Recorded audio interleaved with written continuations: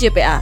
MGPA menegaskan Pertamina Mandalika International Circuit telah siap untuk menggelar semua event balap sepeda motor dari skala lokal hingga internasional. Seiring dengan suksesnya gelaran event kejuaraan nasional drag bike yang digelar pada 18-19 Juni yang lalu. Nah, Yamaha Sunday Race 2022 kembali digelar setelah vakum 2 tahun akibat pandemi COVID-19. Beberapa pembalap berharap ajang balap motorsport satu merek ini bisa pindah atau digelar di tempat lain, yaitu di sirkuit Mandalika. Selain soal lintasan juga untuk penyegaran dan pemanasan untuk balapan di tingkat Asia. Hal ini seperti yang dikatakan oleh Ray Ratukore, pembalap Yamaha Yamalup TDR Carglass SJCRT RRS IRC. Meski tidak mengatakan secara lugas, namun ia merujuk pada sirkuit Mandalika. Kalau dibilang YSR adalah event yang paling konsisten di motorsport, brand-brand lain belum sekonsisten Yamaha.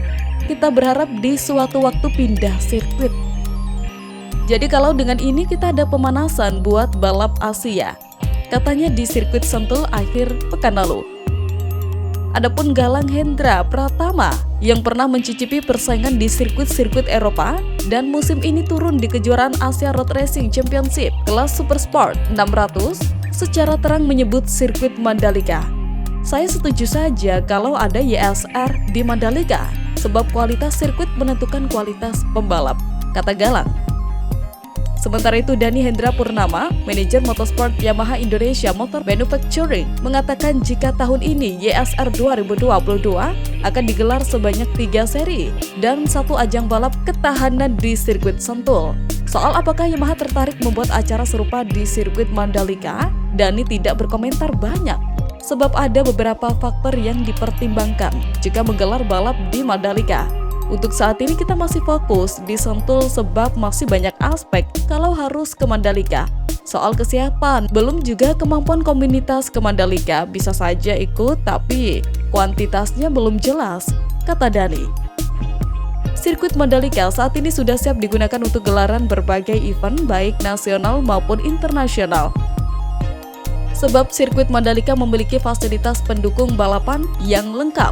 Permukaan lintasan sirkuit yang sangat baik disertai dengan adanya area run-off yang panjang sehingga dapat dipergunakan untuk berbagai jenis event motorsport. Selain itu, sirkuit Mandalika ini juga dilengkapi dengan 50 garasi pada area paddock, grandstand untuk tempat duduk penonton yang memadai dan nyaman. Ditambah akses jalan terowongan bagi penonton hingga akses pada area inner sirkuit yang saat ini terus dibenahi. ITDC selaku pengelola kawasan Mandalika dan sirkuit Mandalika ingin membawa event-event olahraga bertaraf nasional dan internasional di kawasan ini.